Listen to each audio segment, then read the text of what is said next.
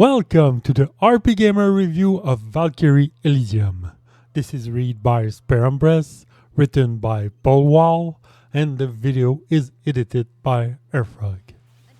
The existence of Valkyrie Elysium is almost a miracle in itself. Fans of Valkyrie Profile franchise will recall the series has long felt dormant, with the last console entry in 2006. This game told sorrowful tale of a Valkyrie as she purifies soul during the world march toward oblivion while boasting innovative strategic turn-based battle system. It's been a long road since for Valkyrie fans. With a DS prequel release in 2012 and a short-lived mobile gacha game in 2016, it is from this long shadow that Valkyrie Elysium emerged, offering neither the turn-based strategic combat nor the continuation of the parent series proper. When judging the spiritual successor on its own merit, however, the brilliance of the parent series shine through, and the spirited battle system and spectacular music. Players are introduced to the Valkyrie, a lesser god created by the Allfather Odin, who is embattled and injured after a conflict with the mighty Fenrir set during Ragnarok, the end of the world. Valkyrie has been created for the express purpose of finding and purifying lost soul as a way to bolster support for Odin during the dragging conflict. Her awakening serves as the start of the game, which doubles as a thankfully brief tutorial to the battle mechanics. The titular Valkyrie is enigmatic and taciturn, singularly focused on her mission to a fault. She quickly runs into conflict as she encounters Hyde, another Valkyrie who opposes the Allfather's mission, which both infuriate and puzzle the protagonist.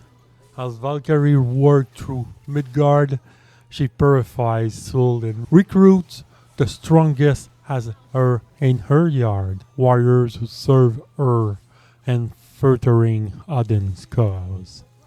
As Valkyrie purify their soul and join her party, players are able to experience the individual in her yard own tale of sorrow and regret that led to their demise.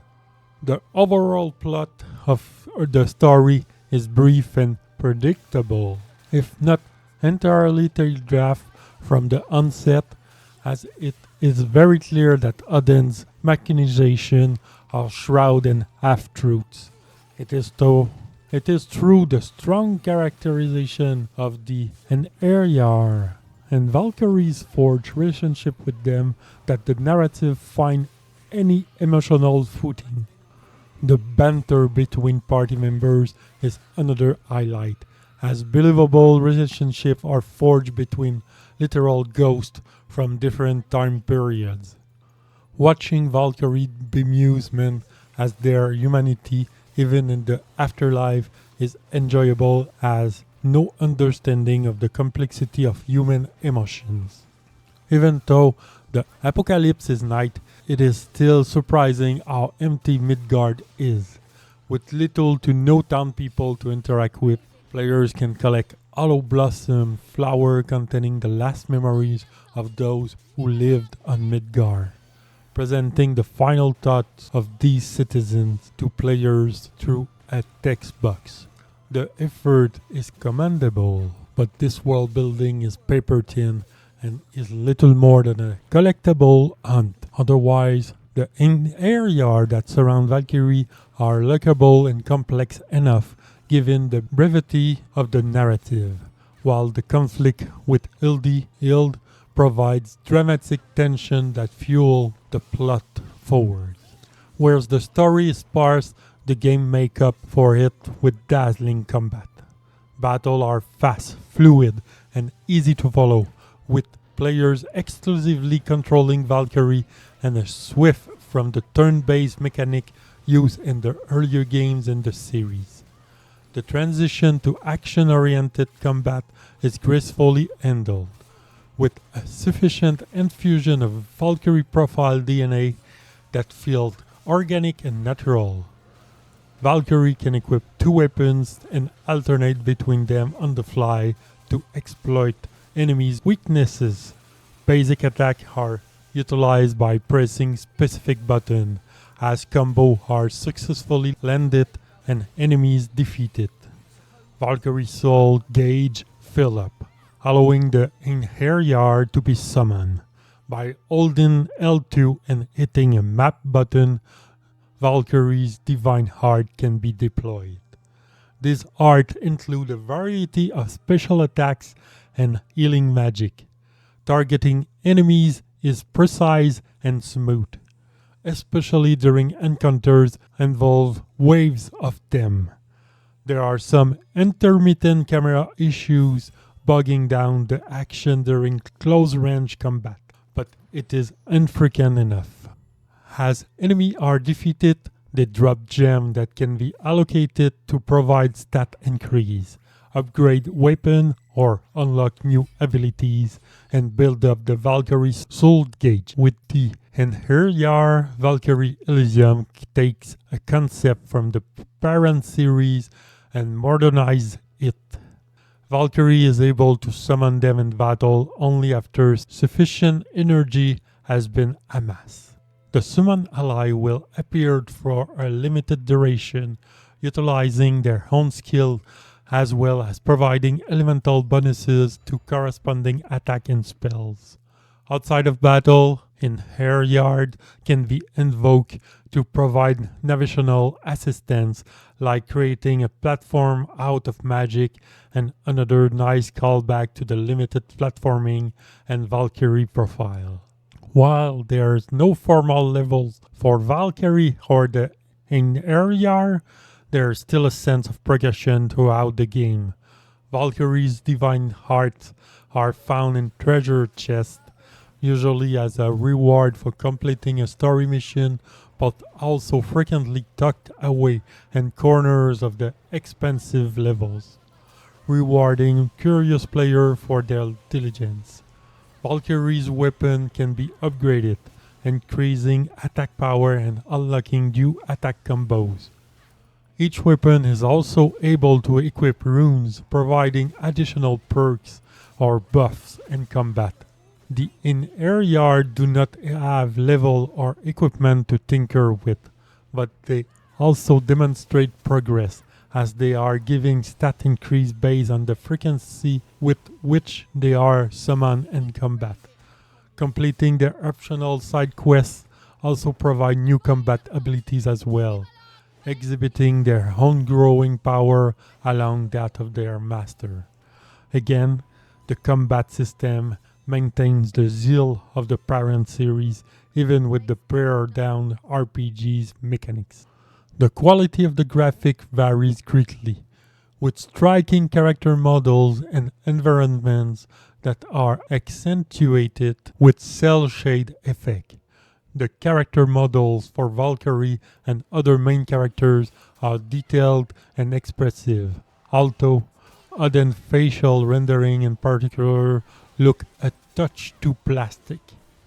On PlayStation 5, there were no noticeable slowdown or other graphical issues. There is some disparity in graphical quality, however, as some in-game rendering of characters look significantly inferior to their story scene counterpart. Valkyrie's air mechanics are simply unruly, her hair whipping about with some questionable physics. The enemy design are ghastly remains of creatures and humanoid form that well represent the theme of mere and death and decay. If only there was more variety to them. Boss design in particular are well designed, and unsettling abominations of human and animal forms. The music is composed by series veteran Motoi Sakaruba. who is also known for his work in the Tales series. Fans of either series will recognize his work instantly, and its work in the game does not disappoint. The themes are dynamic, shifting from melancholic to aggressive version of the same track when combat is initiated. This soundtrack highlights some of Sakuraba's best work for the series. These renderings are downplayed some by the English dubbing not syncing with the lip movement, causing a blemish on the presentation. The voice acting is another high point. Valkyrie and her and Eryar are particularly well cast, quickly establishing a repartee during cutscene and combat banter. The most intriguing mechanic in Elysium is the soul chain, which is able to serve as a grappling hook as designated location, as well as used in battle. The soul chain is impressive to observe and deploy in combat, although there are surprisingly few instances of use outside of battle where it's mostly allow Valkyrie to traverse difficult spaces and often leads to hidden location with treasure chests or hollow blossom. The levels themselves are well designed, sprawling in the size with many items and other collectibles tucked away in corners. Repeat visit to each level for subquests finds them taking place in smaller sections of each map, which minimize the feeling of repetition. The user interface is sleek and minimal, with clear design approach and button mapping for attacks, items, weapons, and area, while the emphasis in this game is clearly on the action. The back end is easy to navigate and it allows players to make the necessary changes to abilities and weapons on the fly without too much interruption on the action. Aside from the dynamic combat, there is a world building problem that is only addressed partially by the endearing supporting cast. So much of this Midgar is implied with no true peek at the world and war before Ragnarok. Players are treated to a mostly empty world and are expected to assume it was previously full of life. All that remains are undead enemies, bugs to break, and some NPC hidden behind locked door and a village or two. The text-only and her yard vignettes and Hollow Blossom are nice flourishes that provide some context for this dying world, but they are not enough to combat the feeling of sterility. Why save a world with nothing and nobody left? Despite the action trapping, Valkyrie Elysium show difference and its spiritual ancestor in terms of aesthetic tone and emphasis on strategic use of allies in combat. Those looking for an expansive narrative will be disappointed as there is polish missing in the presentation and story.